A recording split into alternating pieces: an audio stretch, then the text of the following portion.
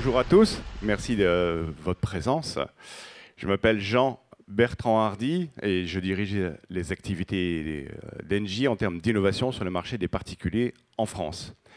On va vous partager l'histoire d'une collaboration originale au service de l'innovation et plus particulièrement de la mobilité durable. Une collaboration à trois entre Engie, un grand corporate, qui se positionne sur les marchés de la transition énergétique, qui souhaite offrir un maximum de solutions à ses clients de façon à pouvoir participer à la transition vers le zéro carbone. Avec WeFound, un startup studio, une startup qui crée des startups, et une startup et un startupper, Guillaume, à qui je laisse la parole. Alors bonjour à tous. Déjà Jean, merci pour cette introduction. Je m'appelle Guillaume Hébert, je suis CEO et cofondateur de Label Batterie, qui est une entreprise qu'on a créée ensemble avec WeFound et son partenaire Engie il y a maintenant 8 mois. Alors Label Batterie, c'est le premier service de certification de l'état de santé des batteries des voitures électriques.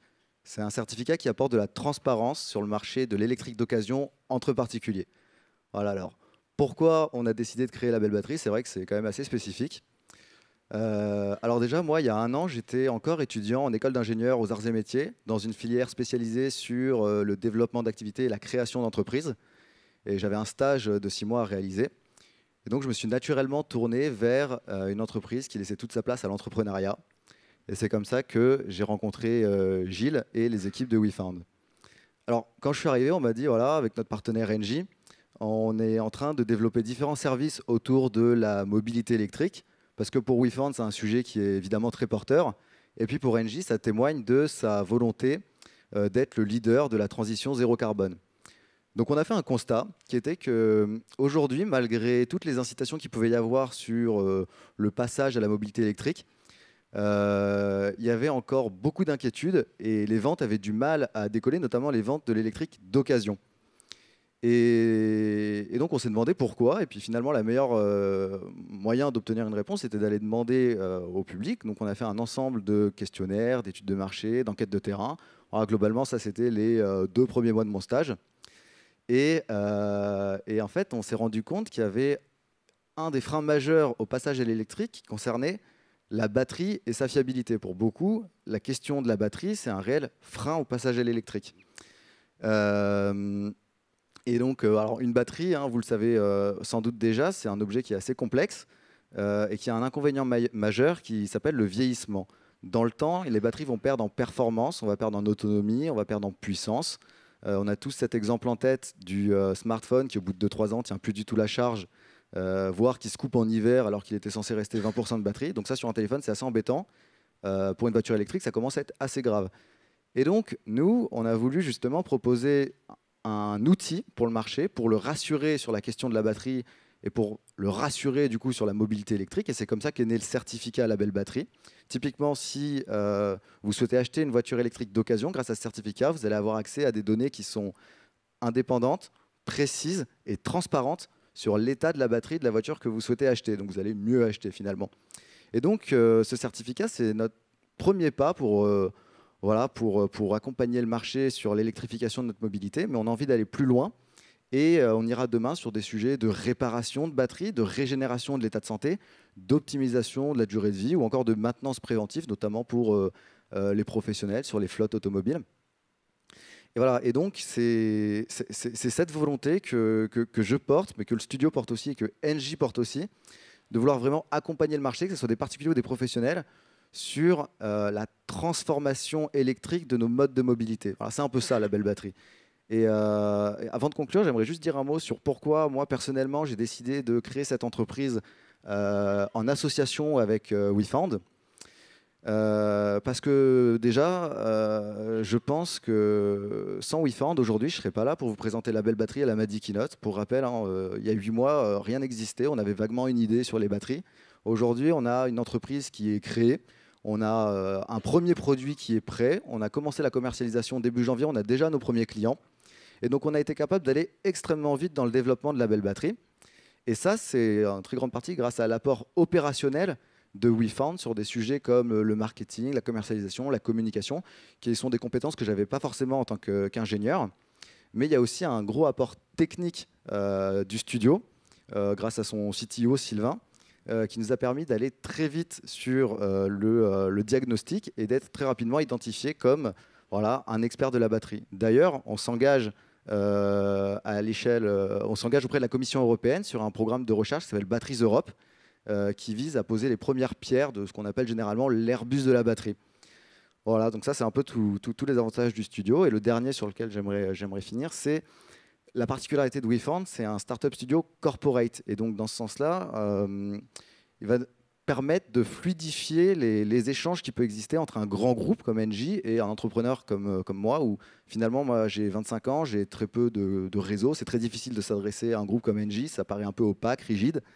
Et grâce au studio, on arrive à échanger plus facilement et à voir comment on peut collaborer demain. Donc je vous remercie et je rends la parole à Jean. Merci à vous. Merci Guillaume. Alors, dans le fond, comment on en est arrivé là? Si je rembobine, il y a 2 ans, donc on souhaite être présent sur un maximum de propositions de valeur de façon à apporter des solutions de transition vers le zéro carbone. Il y a des marchés qu'on connaît bien, voire très bien, il y a des marchés qu'on ne connaît pas. J'ai à ma disposition, en tant que directeur de l'innovation, un certain nombre déjà de canaux qui sont assez diversifiés. Et pour autant, il m'en manque un. Il me manque un canal qui me permet d'aller vite tester sur les marchés, de tester, si j'ose dire, à balles réelles, c'est-à-dire à économie réelle, qui permet de dire quelle est la rentabilité de mon offre.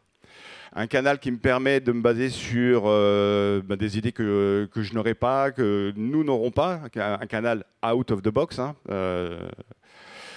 Un canal aussi qui permet, le cas échéant, de s'associer avec d'autres partenaires. Bref, un canal start-up. Alors je me pose la question, ok, j'ai besoin de créer des startups, maintenant comment je vais faire? Est-ce que j'utilise la plateforme du groupe qui permet de faire des appels à projets? Est-ce que je fais le tour des incubateurs de façon à repérer des startups qui proposent des solutions qui peuvent m'intéresser? Et puis, chemin faisant, je croise la route de Gilles, qui me parle de Startup Studio Corporate. Alors, une notion qui ne m'était pas totalement étrangère. J'avais eu l'occasion de lire un certain nombre d'articles ou d'en discuter, mais je n'étais jamais rentré en profondeur. Et dans le fond, ce modèle retient mon attention, et plus que ça, dans le fond, puisque c'est un modèle qui permet de travailler dans la durée avec une entreprise qui crée des startups. Le travail dans la durée, c'est de la confiance qui s'accumule, c'est la possibilité, dans le fond, de bénéficier de retours d'expérience, d'effets de synergie autour d'un certain nombre de projets. C'est aussi la possibilité, dans le fond, de participer, même de loin, puisqu'on s'interdit, je dirais, de s'ingérer dans la façon dont le Startup Studio fonctionne et dans les startups qu'il crée, mais de façon à bénéficier d'un maximum de l'innovation. En revanche, on peut avoir des parts de fondateurs, ce qui permet d'asseoir une relation dans la durée sereine. Voilà, et donc, ce modèle-là retient toute mon attention, tant et si bien qu'on décide de créer effectivement WeFound. Et vous voyez un des premiers fruits qui sort de WeFound, la belle batterie, mais ce n'est pas le seul fruit. Si je vous engage à aller sur notre stand si vous n'y êtes pas déjà allé, il y a 2 autres fruits sur ce sujet de la mobilité durable qui sont sortis. Il y a GreenMove, qui est une start-up qui propose de la location de véhicules électricité d'occasion. Il y a Antilope, qui est une application qui permet de rassurer sur le niveau de charge de sa batterie une fois que vous aurez fait le déplacement que vous envisagez de faire. Et qui rassure et qui prend en compte tout un tas de paramètres de type conditions météorologiques. Fait-il froid? Vais-je utiliser mon chauffage? Est-ce qu'il y a beaucoup de montées? Est-ce qu'il y a beaucoup de trafic? Quelle sera la charge dans ma voiture? Est-ce que je pars avec toute ma famille ou tout seul? Et tout cela l'intègre de façon à calculer le niveau de charge et vous rassurer sur votre capacité à faire l'aller-retour et le cas échéant sans avoir à recharger. Voilà donc 3 startups, la belle batterie, GreenMove, Antilope, qui répondent à 2 pain points, 2 freins majeurs sur ce marché de la mobilité durable, qui sont 1, le coût, 2, la confiance dans le véhicule électrique et dans, et dans la sécurisation de mes trajets. Grâce à ces 3 startups, on va les proposer à nos clients de façon à atteindre notre objectif qui est de leur fournir des solutions pour s'engager dans la transition vers le zéro carbone. Et donc tout ça a été rendu possible grâce à Gilles, parce qu'il y a toujours des histoires d'hommes à la base de ces histoires-là. Et donc Gilles, je te laisse la parole. Bonjour à tous, merci Jean. Je crois que beaucoup de choses ont été dites déjà. Je vais peut-être insister sur ce que nous, on apporte modestement dans cette relation entre Engie et une start-up comme celle de Guillaume. Si on reprend un peu notre histoire effectivement commune, on a, après cette volonté initiale de créer un outil pour créer des startups dans la durée. Je réinsiste sur la relation sur 5 ans. Ça, c'est très important. Beaucoup de relations startup grand groupe qui se passent pas très bien, c'est aussi parce que c'est sur du short term, avec des objectifs qui ne sont pas forcément partagés dans la durée. Donc, une fois qu'on a eu cette vision commune de vouloir construire quelque chose ensemble, ce qui est bien, c'est qu'avec Jean et avec Engie, on a pu mettre les petites touches de détail qui font toute la différence dans la construction de cet outil et qui sont issus en partie de mon expérience d'entrepreneur il y a quelques années maintenant et également d'investisseur. Et en fait, une fois que vous comprenez la volonté de travailler en commun, de monter quelque chose d'efficace dans la durée entre start-up et grand groupe. Une fois qu'on a dit ça, l'objectif est clair, mais en fait, on s'aperçoit que pour mettre tout ça en œuvre, c'est une foule de petits détails juridiques, financiers, dans les montages, dans la relation, qui permettent, in fine, que la relation soit équilibrée. Et je crois que le mot-clé dans tout ça, c'est l'équilibre. L'équilibre, le bon équilibre entre les intérêts du grand groupe, de la start-up et aussi du studio. Parce que nous, en tant que studio, ce qu'il faut comprendre, c'est qu'on cofonde les sociétés et donc on joue aussi ce rôle d'entrepreneur qui sera non pas motivé parce qu'il va toucher des fees pour monter la start-up, mais bien qui sera motivé par la réussite de la start-up dans la durée, jusqu'au bout. Nous, on sortira de la start-up le jour où la start-up se revendra, par exemple, sur le marché. Et on sera présent aux côtés de Guillaume en tant que cofondateur jusqu'au bout.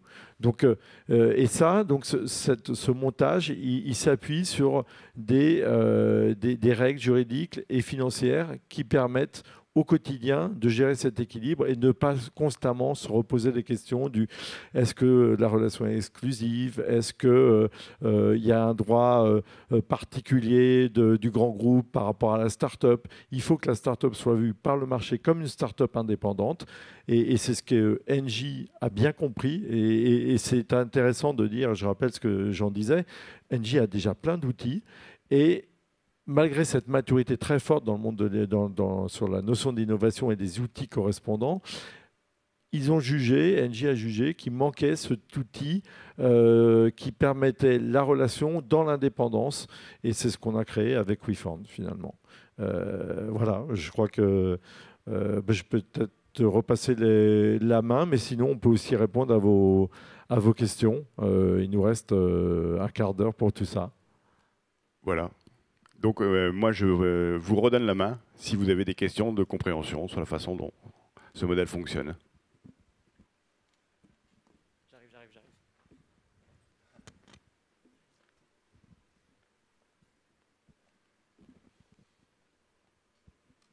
Bonjour, merci pour ces témoignages.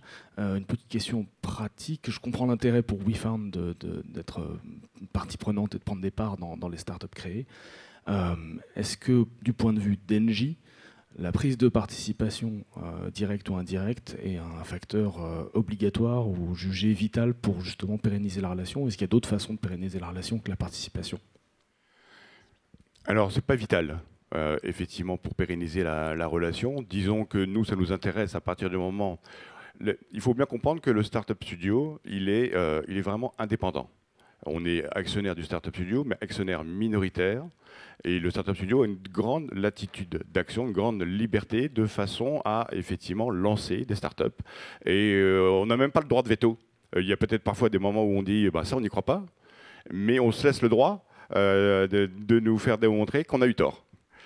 Maintenant, effectivement, dans un certain nombre de cas, et c'était systématiquement le cas jusqu'à présent, on est complètement en phase et donc on lance des startups qui nous intéressent et dans lesquelles, oui, on souhaite avoir des parts de fondateurs, mais ce n'est pas une obligation. Et on ne veut surtout pas, même si on a des parts de fondateurs, je dirais, on souhaite rester, surtout à un niveau qui soit bas, de façon à ne pas tuer l'innovation dans l'œuf. Hein. Le principe, c'est miser sur le drive entrepreneurial et surtout ne pas étouffer cette innovation, cette capacité à créer, à entreprendre. Alors après, il y a d'autres façons, effectivement, de nouer cette confiance. Eh bien, déjà, le fait de s'inscrire dans un partenariat longue durée, eh ben, c'est déjà effectivement s'engager dans le temps et de façon à effectivement avoir une relation qui soit construite et suivie. Et au-delà, eh bien, on échange sur notre compréhension du marché, on partage, quand c'est possible, je dirais, ce qu'on peut appeler des apports en industrie. On donne accès à des canaux de lobbying, quand c'est possible, à des canaux de commercialisation. Bref, il y a un certain nombre de leviers qui peuvent être actionnés de façon à créer cette relation dans la confiance et, je dirais, cet esprit de coopération. Je peux peut-être juste compléter. Une des spécificités du montage, c'est bien que Engie, comme l'a dit Jean, a des parts investies dans le studio, a des parts minoritaires dans le studio, mais ensuite, l'argent confié par Engie au studio sert à créer les sociétés, à les amorcer. Mais à ce moment-là, Engie n'a toujours pas de part directe dans le capital des sociétés. C'est un des exemples sur lequel on a eu une discussion en amont entre nous pour savoir comment après les parts de WeFund étaient rémunératrices à un moment ou à un autre pour Engie, mais ça ne concerne pas directement l'entreprise. C'est justement toutes ces discussions compliquées qui peuvent être compliquées à un moment donné entre un grand groupe et une start-up, qui peuvent être très longues pour la start-up, qu'on veut avoir résolues en amont pour qu'ensuite on ne se pose plus la question. Et la Belle Batterie est une start-up indépendante qui va vivre sa vie. Un jour, elle va lever des fonds sur le marché. Elle ira voir Engie comme un partenaire potentiel investisseur, mais au même titre qu'elle pourrait aller voir d'autres partenaires. Et Engie, effectivement, aura l'avantage de très bien connaître la société et de prendre une décision plus rapidement parce qu'il n'aura pas à passer toutes ces étapes de due deal longues et compliquées dans un grand groupe. Voilà, c'est en 2 mots. Bonjour, j'ai une question ici, au fond, à droite. Ici, bref. Pour une start-up, la notion de scalabilité est vachement importante pour se développer. Donc, quelque part, il y a un aspect exclusivité. Est-ce qu'on peut imaginer que la Belle Batterie puisse vendre ses services à des concurrents d'Engie? Alors, Engie va répondre oui. On peut tout à fait envisager ça. C'est même, je dis pas qu'on l'encourage à le faire. Nous, ce qui nous intéresse, c'est effectivement apporter cette solution à nos clients. Si la startup réussit, eh bien, effectivement, parfait, on sera à bord. Maintenant, si la startup trouve d'autres canaux de commercialisation, il n'y a pas de veto. Voilà. Oui, c'est assez bien résumé. Hein. Moi, je pense que voilà, en tout cas, moi, je n'ai pas l'impression qu'il y a ces contraintes-là. Il y a une grande latitude sur justement où on va aller en termes de commercialisation, de partenaires, etc. Par contre, encore une fois, c'est vraiment un privilège que d'avoir une sorte de carte en main comme ça, d'avoir un partenaire qui nous connaît déjà, avec qui on peut échanger très facilement. Donc c'est le cas d'Engie. Donc pas d'exclusivité, mais quand même cet avantage de pouvoir se rapprocher d'eux facilement. Nous, en tant que WeFund cofondateurs, notre premier job, c'est de faire en sorte que nos investissements et le capital qu'on détient dans les startups et le maximum de valeur à terme. Et donc nous, c'est dans ce rôle de sas de décompression, évidemment, on sera super vigilant à ce genre de choses. Et évidemment, on ne peut pas envisager d'être dans une relation d'exclusivité. Et encore une fois, Engie l'a très bien compris. On laisse... Moi, je crois beaucoup, après mes 20 ans d'expérience dans le monde de l'innovation, je crois beaucoup aux situations de fait. Plus qu'aux situations de droit. C'est-à-dire que signer des papiers qui donnent des exclusivités, des droits particuliers sur des augmentations de capital, des cessions, etc., en fait, ça ne marche pas. Il vaut beaucoup mieux, et Engie l'a très bien compris, il vaut mieux faire confiance aux situations telles que sont créées, aux situations de fait, pour que la proximité crée l'adhérence et le fait que, effectivement, il y aura un petit avantage pour Engie pour tirer le meilleur parti d'une collaboration avec la belle batterie, mais pas plus. C'est la loi de la réalité du moment et du marché. Jean Torbet, Startup Studio LFA. Donc justement, votre présentation est très intéressante parce que ça illustre une nouvelle forme de partenariat entre les grands groupes et les startups sur le modèle d'innovation un peu moins invasif d'un point de vue capitalistique. Donc là, on voit que la startup reste indépendante. Je voulais savoir justement, parce que vous appelez ça un corporate startup studio, est-ce que c'est pour dire, comme le corporate venture capital, qu'il y a un lien entre les deux et que ce sera un potentiel acheteur pour l'exit éventuellement des sociétés de Startup Studio? Oui, c'est une bonne analogie. De la même manière que des startup studios et des venture capitalistes, il y a des corporates, des CVC, et il y a des corporates startup studios. Ça veut dire que le corporate, effectivement, est financeur. Et c'est le cas d'Engie. Quand il y a un corporate venture capital dans le groupe, ça peut être un investisseur dans la start-up naturelle sur des taux ultérieurs. Mais un acheteur, le fonds le CVC, il ne sera pas acheteur parce qu'en général, il rentre en minoritaire. Après, Engie dans son ensemble, le partenaire corporate dans son ensemble, pourrait être un acheteur évidemment naturel de la société à terme. Mais là aussi, rien n'est écrit à l'avance. Et s'il y a des canaux préidentifiés dans les groupes pour avoir ce genre d'opération M&A, très bien. Mais donc effectivement, ça peut être une collaboration. Mais il n'y a pas de lien direct. Oui, bonjour, Frédéric Chevrance. Moi, je suis investisseur et entrepreneur. J'ai deux questions. Une pour Gilles Debuchy sur les restrictions qui sont mises par vos LPs, soit-il Engie, soit-il les autres, en termes d'investissement. Quelles sont les contraintes, en gros? Et vous n'avez peut-être pas que des corporates dans vos LPs, je ne sais pas. Et une question pour Gilles et Jean sur ce qui ne marche pas ou les points de friction, parce que vous nous avez donné un bel exemple qui marche très bien. Mais où avez-vous encore des efforts à faire pour que le triangle startup studio et corporate fonctionne vraiment bien? Sur la première question, sur la deuxième, je cherche des réponses parce que j'ai pas tellement de. Si j'ai une idée sur ce qui pourrait mieux marcher, parce qu'il faut toujours améliorer les choses. Mais sur la première question, les contraintes qui viennent de nos LPs. Alors, dans le cas d'Engie, en fait, on définit, c'est assez simple, on définit un champ d'investissement qui est très large. Ça, c'est notre volonté. On n'est pas dans un mode cahier des charges où on dit à l'avance, on veut monter un business qui fait ça ou ça.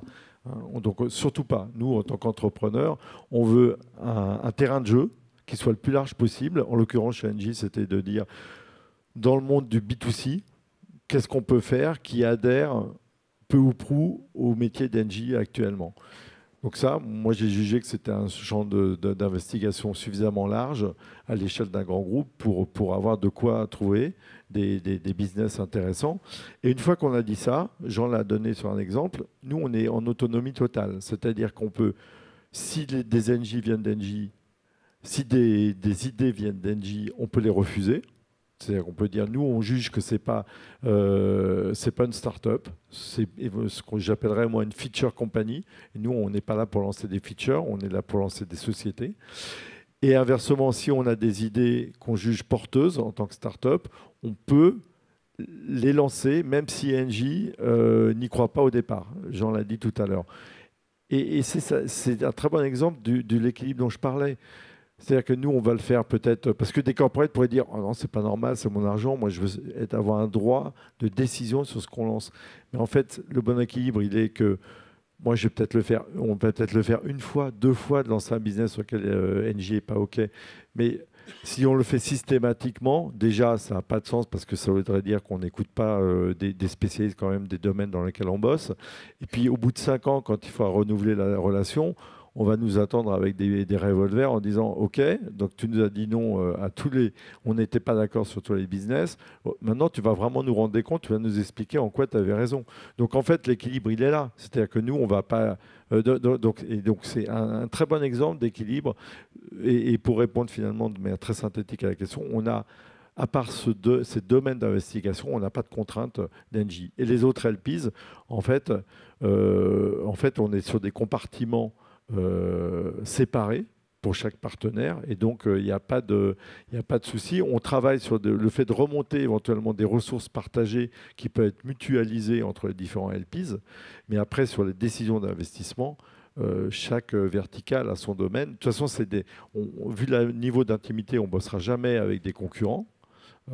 Sur un secteur d'activité. Et donc, ce seront des LPs qui seront sur des domaines très différents. Et donc, chaque process de décision sera disjoint. Voilà.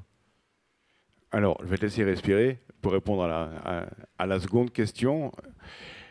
D'abord, une anecdote, mais qui est une réalité. On a passé beaucoup plus de temps à mettre au point nos accords qu'à créer des startups. Hein.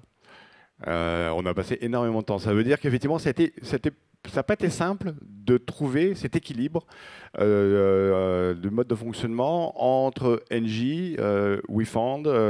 Voilà, vous pouvez l'imaginer, tout un tas de sujets qui ont été abordés. On a mis beaucoup de temps. Tout ça pour dire aussi qu'on a mis beaucoup de temps, mais du coup, on a fait l'effort d'envisager les difficultés auxquelles on allait être confronté. Et dans le fond, jusqu'à présent, ces difficultés, elles n'apparaissent pas parce qu'on en avait discuté avant. Maintenant, si je suis franc avec vous, je pense que si on voit aujourd'hui, on a lancé 3 startups qui sont dans la phase, je dirais, de premier financement. Peut-être que dans un an, voilà, je pense que quand on va arriver dans les phases de levée de fonds en tour A, en tour B, etc., il va y avoir des choses auxquelles on va être confronté qui vont faire apparaître des difficultés peut-être qu'on n'avait pas imaginées. Donc, volontiers pour en reparler avec vous sur ce point-là dans un an. Oui, alors ça, je pense que pour le coup, vu notre background et vu le temps qu'on a passé à l'écriture de nos accords, ça, on a essayé de l'anticiper aussi.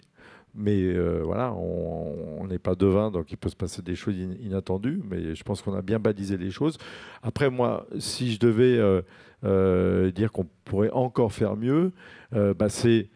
Là, je me retrouve en tant qu'entrepreneur face à un grand groupe aussi, même si je connais bien ce monde-là et que c'est notre rôle de faire ce SaaS, on pourrait encore améliorer la manière dont on construit des adhérences avec non pas seulement nos interlocuteurs du quotidien que sont qu'est la BU France B2C, mais au niveau du groupe à l'international, au niveau du central.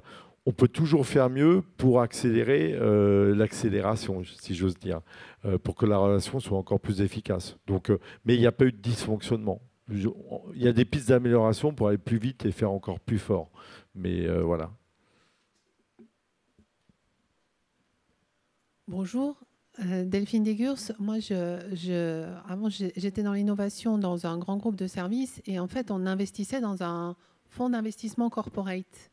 Et donc, je voulais savoir stratégiquement le choix d'investir dans un startup studio corporate versus un fonds d'investissement corporate où j'ai l'impression finalement la relation avec les startups est a priori la même, puisque il faut qu'elles se développent, il faut qu'elles vendent, on peut avoir des relations, mais voilà. Alors, une réponse courte. Engie a un fonds d'investissement corporate, Engie New Venture. On a cependant éprouvé le besoin d'investir dans ce Startup Studio dans la mesure où le fonds d'investissement corporate a plutôt une politique d'investir dans des startups qui sont déjà entourbées, on va dire, en moyenne. Et nous, on avait besoin de co-créer, de partir de plus bas, de façon à participer, je dirais, à la croissance de ces startups. Voilà, donc c'est complémentaire. Voilà, le fonds New Venture de Engie, on l'utilise. Il n'y a pas très longtemps, il a investi dans une startup qui s'appelle Lancet. Voilà, mais en revanche, ce n'était pas un outil adapté à ce que nous voulions faire, qui était de partir from scratch sur des promesses innovantes et plus proches de ce que l'on pouvait imaginer.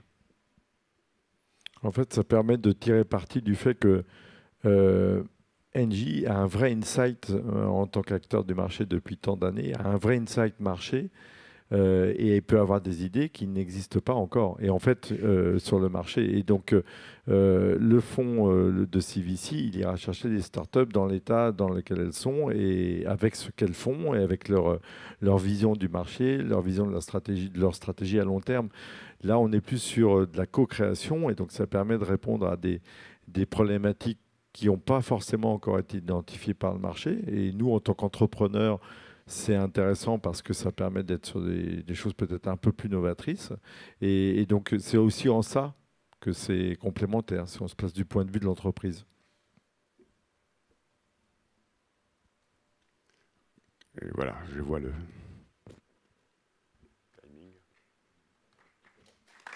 Merci.